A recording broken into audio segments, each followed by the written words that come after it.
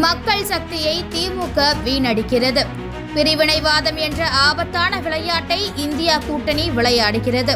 தான் புண்ணிய ஸ்தலங்களுக்கு செல்வது திமுகவினருக்கு கஷ்டத்தை தருவதால் சனாதனத்தை ஒழிக்கப் போவதாக கூறுகிறார்கள் என மேட்டுப்பாளையத்தில் நடைபெற்ற பொதுக்கூட்டத்தில் பிரதமர் நரேந்திர மோடி சரமாரியாக குற்றச்சாட்டுக்களை அடுக்கியுள்ளார். கோவை மேட்டுப்பாளையத்தில் நடைபெற்ற தேர்தல் பிரச்சார பொதுக்கூட்டத்தில் தமிழ் புத்தாண்டு வாழ்த்துக்களை கூறி பேச்சை தொடங்கிய பிரதமர் நரேந்திர மோடி திமுகவை வீட்டிற்கு அனுப்ப பாஜகவினால் மட்டுமே முடியும் எனவும், திமுக காங்கிரஸ் போன்ற குடும்ப கட்சிகள் பொய் சொல்லித்தான் ஆட்சியை பிடிக்க முடியும் எனவும் விமர்சித்தார்.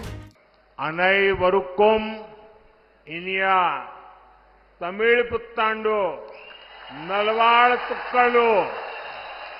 डीएमके की विदाई बीजेपी और एनडीए के द्वारा ही होगी. இப்ப நான் பார்க்கிறேன், தமிழ்நாட்டுல போகிற பக்கம் எல்லாம் எங்க பார்த்தாலும் பிஜேபியோட ஆதிக்கம் மிக தெளிவாக தெரிகிறது. நாட்டு மக்கள் எல்லாம் பேச தொடங்கிட்டாங்க. என்னன்னா, திமுகவுக்கு விடை கொடுத்து வீட்டுக்கு அனுப்புற ஒரு உத்வேகம் பாரதிய ஜனதா கட்சிக்கு மட்டும்தான் இருக்கு. என்டிஏ கூட்டணியால மட்டும்தான் இது சாத்தியம் அப்படின்னு மொத்த தமிழகமும் சொல்லுது. திமுகவும் காங்கிரஸ் கட்சியும் பல ஆண்டுகள் ஆட்சி செய்தும் அடிப்படை வசதிகள் எதையுமே செய்து தரவில்லை என குற்றஞ்சாட்டிய பிரதமர், பரம்பரை வம்சாவளி கட்சியினர் அவர்களின் குடும்ப வாரிசுகள் மட்டுமே ஆட்சிக்கு வர நினைப்பதாகவும் தெரிவித்தார். डीएमके और कांग्रेस जैसी फैमिली पार्टियों का एक ही एजेंडा रहता है. இந்த திமுக காங்கிரஸ் ஆகிய இந்த வம்சாவளி பரம்பரை கட்சி எல்லாம் இருக்கு பாருங்க, இவங்களுக்கு ஒரே ஒரு குறிக்கோள் தான் இருக்கு. எப்படியாவது பொய் சொல்லி மக்களை ஏமாத்தி தொடர்ந்து நம்ம ஆட்சியில இருக்கணுங்கிறது மட்டும்தான் அவங்களோட ஒரே குறிக்கோள். இப்படி பல தலைமுறைகளாக ஆட்சியில் இருந்த இவங்க அடிக்கடி சொல்றது என்ன தெரியுங்களா? வறுமையை ஒழிப்போம்னு சொல்லுவாங்க. ஆனா அவங்க இத்தனை காலம் ஆட்சி செய்தும் நாட்டிலிருந்து வறுமை நீங்கவில்லை. ஆனால் நமது தேசிய ஜனநாயக கூட்டணி அரசு ஆட்சிக்கு வந்த உடனேயே செய்த வேலை 25 கோடி மக்களை வறுமையிலிருந்து மீட்டிருக்கிறோம். நண்பர்களே, இந்த பரம்பரை வம்சாவளி கட்சிகள் இருக்குதே, அவங்க எப்பவுமே என்ன பார்ப்பாங்கன்னா, அவங்களோட மகன்கள், அவங்களோட மகள்கள், அவங்க பேரம்பேத்தி தான் அப்படியே படிப்படியா வாரிசுல ஆட்சிக்கு வரணும்னு நினைக்கிறாங்க. எந்த ஏழையோ, பட்டியலின மக்களோ, பழங்குடியினத்தவரோ இந்த பதவிக்கு வருவதை அவர்கள் விரும்புவதும் இல்லை, அனுமதிப்பதும் இல்லை. ஆனா முதல் முறையாக பட்டியல் இனத்தை சேர்ந்த ஒரு பெண்ணை இந்தியாவின் ஜனாதிபதியாக உயர்த்தி அழகு பார்த்தது நம்முடைய பாஜக அரசு. அதுக்கு கூட அவங்க ஆதரவு தராம எதிர்ப்பு தான் தெரிவிச்சாங்க. தமிழ்நாட்டில் ஏராளமான திறமையும் மனித ஆற்றலும் உள்ள நிலையிலும் திமுக மக்கள் சக்தியை வீணடித்ததாக அவர் கூறினார். ஊழலை ஈடுகட்ட மின் கட்டண உயர்வை மக்கள் மீது திணிப்பதாக விமர்சித்தார். तमिलनाडु में इतना पोटेंशियल है, इतना टैलेंट है, लेकिन जब से डीएम की सरकार आई है इन सबको इग्नोर किया जा रहा. தமிழ்நாட்டில் நான் பார்க்கிறேன், இங்க ஏராளமான திறமையும் மனித ஆற்றலும் மிகுந்து இருக்கிறது. இந்த திமுக அரசு இப்படி மிகுந்து இருக்கிற மக்கள் சக்தியையும் ஆற்றலையும் வீணடித்துக் கொண்டிருக்கிறது. இந்த கோயம்புத்தூர் பகுதியில் ஜவுளி தொழில் மிக சிறப்பாக நடந்து கொண்டிருக்கிறது. திமுக அரசு என்ன செய்யணும்? அந்த ஜவுளி தொழிலை காப்பாற்றுவதற்கு பதிலாக அதிகமான மின்சார கட்டணத்தை சுமத்தி அந்த தொழிலை நடக்க விடாமல் செய்கிறது. அதை முடக்கும் வகையில் மின் கட்டணங்களை எல்லாம் உயர்த்தி வருகிறது. அவர்கள் ஊழலை தொடர்ந்து செய்வதற்காக அதுல வர்ற இழப்பை எல்லாம் மக்கள் மீது திணிக்கிறார்கள். மாநிலங்களின் வளர்ச்சிக்காக மத்திய பாஜக அரசு பாடுபடும் நிலையில் தமிழ்நாட்டிற்கு கடந்த 10 ஆண்டுகளில் பல லட்சம் கோடி ரூபாய்களை கொடுத்துள்ளதாகவும் தெரிவித்த பிரதமர் நரேந்திர மோடி, திமுக தமிழ்நாட்டின் வளர்ச்சியை பின்னோக்கி கொண்டு செல்வதாகவும் குற்றம் சாட்டினார். देश में जब दिल्ली में कांग्रेस सरकार थी, राज्यों के साथ इस आधार पर भेदभाव होता था कि कहां किस पार्टी की सरकार है. நாட்டுல காங்கிரஸ் ஆட்சி இருந்தப்ப மாநிலங்களை எல்லாம் எப்படி பார்ப்பாங்க தெரியுமா? இது நம்ம ஆட்சி, நம்ம கட்சியோட ஆட்சியா, எதிர்க்கட்சியோட ஆட்சியா, எந்த ஆட்சிங்கிறத வச்சுதான் மாநிலத்தின் உறவுகள் தீர்மானிக்கப்பட்டன. ஆனா இப்பெல்லாம் அப்படி இல்ல. என்டிஏ ஆட்சி நடக்குது. இங்க சப்கே சாத் சப்கா விகாஸ் என்று யார் ஆட்சியாக இருந்தாலும் அந்த மாநிலத்தின் உயர்வுக்காக மத்திய அரசு பாடுபடுகிறது. வளர்ந்த இந்தியாவுக்காக வளர்ந்த தமிழ்நாடு தான் உதவ முடியும்.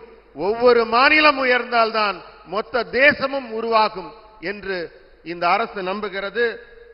அதனாலதான் தமிழ்நாட்டுக்கு கடந்த 10 ஆண்டுகளில் மட்டும் பல லட்சம் கோடி ரூபாய்களை மத்திய அரசு கொடுத்திருக்கிறது. இந்த காங்கிரசின் இண்டி கூட்டணி காட்டுற பாரபட்சம், பிரிவினைவாதம் அப்படிங்கிற ஒரு ஆபத்தான விளையாட்டை விளையாடி கொண்டிருக்கிறது. தமிழ்நாட்டிலையும் திமுக அதே பாரபட்சம், அதே பிரிவினைவாதம் என்ற விளையாட்டை அதுவும் தொடர்கிறது. இது ரொம்ப ஆபத்தானது. வெறுப்பு அரசியலை மட்டுமே செய்து கொண்டிருக்கும் திமுகவின் கவனம் தமிழ்நாட்டின் வளர்ச்சியின் மீது இருந்ததில்லை என அவர் சாடினார். நீலகிரியில் பாஜக வெற்றி பெற்றால் பல்வேறு நலத்திட்டங்களை செயல்படுத்துவோம், இது மோடியின் கேரண்டி என தெரிவித்தார். डीएमके का फोकस कभी भी तमिलनाडु का विकास नहीं रहा है. திமுக எப்பவுமே ஒரு வெறுப்பு அரசியலை தான் செய்து கொண்டிருக்கிறது. திமுகவின் கவனம் எப்பவுமே தமிழகத்தின் வளர்ச்சியின் மீது இருந்ததில்லை. ஆனால் நான் உங்களுக்கு ஒரு உறுதி அளிக்கிறேன். என்டிஏ அரசாங்கம் 3வது முறையாக ஆட்சி அமைத்து செயல்படும் போது இந்த கொங்கு மண்டலத்தின் வளர்ச்சிக்காகவும் நீலகிரியின் வளர்ச்சிக்காகவும் இன்னும் வேகம் காட்டி விரைவாக செயல்படுவோம் என்று உறுதியளிக்கிறேன். திமுகவினரும் இந்திய கூட்டணியினரும் எதிர்ப்பு அரசியலை தவிர எதையும் உருப்படியாக செய்ததில்லை என குற்றம் சாட்டினார். தான் புண்ணிய ஸ்தலங்களுக்கு செல்வது திமுகவினருக்கு கஷ்டத்தை தருவதால் சனாதனத்தை ஒழிக்கப் போவதாக கூறுகிறார்கள் எனவும் சாடினார். இந்த திமுகவினரும் இந்தி கூட்டணியினரும் நான் சொல்றது மாதிரி எதிர்ப்பு அரசியல், வெறுப்பு அரசியல் இதை தவிர உருப்படியா எதையுமே செஞ்சதில்லை. பாருங்க, நம்ம கோயம்புத்தூர்ல புனிதமான சங்கமேஸ்வரர் கோவில்ல தீவிரவாத தாக்குதல் நடைபெறுகிறது.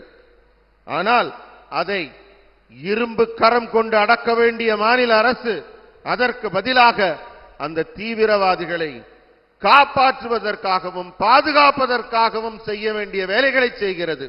அயோத்தியில பிரம்மாண்டமான ராமர் கோயில் கட்டப்பட்டு கொண்டிருக்கிறது. அதோட பிராண பிரதிஷ்டை திறப்பு விழாவையும் இந்த இந்தி கூட்டணி அரசு எதிர்க்கிறது. தமிழ்நாட்டில் ராமர் கோயில் தொடர்புடைய நிறைய புண்ணிய ஸ்தலங்கள் இருக்கிறது. அங்கெல்லாம் நான் போனேன் அந்த பிரதிஷ்டைக்கு முன்னாடி. ஆனால் அப்படிப்பட்ட புண்ணிய தலங்களுக்கு செல்வது கூட இங்கு இருக்கும் திமுகவிற்கு மிக சிரமமாக இருக்கிறது. ஏன்னா அவங்க சனாதன தர்மத்தையே ஒழிக்கப் போவதாக மிரட்டிக் கொண்டிருக்கிறார்கள். புதிய பாராளுமன்றத்தில் தமிழ்நாட்டின் கலாச்சாரம் பண்பாட்டோட தொடர்புடைய செங்கோலை நிறுவுவதற்காக ஒரு மிகப்பெரிய பணி எடுக்கும் போது அது தமிழ்நாட்டை சேர்ந்த திமுக கூட புறக்கணிக்கிறது. திமுக காங்கிரஸ் கூட்டணி கட்சியினர் 2G ஊழலில் ஈடுபட்டவர்கள். சுரண்டலுக்கும் ஊழலுக்கும் இன்னொரு பெயர்தான் திமுக என பிரதமர் நரேந்திர மோடி சாடினார். करप्शन और स्कैम का दूसरा नाम है डीएमके. சுரண்டலுக்கும் ஊழலுக்கும் இன்னொரு பெயர்தான் திமுக. இன்னைக்கு நம்ம நாடு 5G அப்படின்னு உலக சாதனை படைத்து வருது. ஆனா திமுக என்ன பண்ணுச்சு? 2Gல ஊழல் செஞ்சு நம்ம நாட்டையே அவமானப்படுத்துச்சு. ஊழல்வாதிகளை காப்பாற்றுவதுதான் திமுக மற்றும் காங்கிரசின் தலையாய குறிக்கோள். அதுக்கு தான் முன்னாடி ஓடி வருவாங்க. நான் சொல்றேன், ஊழலை அகற்றுவோம், ஊழல்வாதிகளை தண்டிப்போம். ஆனா அவங்க என்ன சொல்றாங்க? ஊழலை ஆதரிப்போம், ஊழல்வாதிகளை காப்பாற்றுவோம்னு. யார் இந்த அண்ணாமலை என்று திமுக தலைவர் கேட்கும் அளவுக்கு ஆணவம் அவரின் கண்ணை மறைப்பதாக அவர் கூறினார். ஒரு இளைஞர் களத்தில் வீரம் காட்டுகிறார், அவரை தெரியவில்லையா? இதுதான் திமுகவின் குணம். ஒரு சாதாரண குடும்பத்தில் இருந்து இளைஞர் ஒருவர் நேர்மையான அரசியல் செய்ய வருவது திமுகவினருக்கு பிடிக்கவில்லை என பிரதமர் நரேந்திர மோடி தெரிவித்தார்.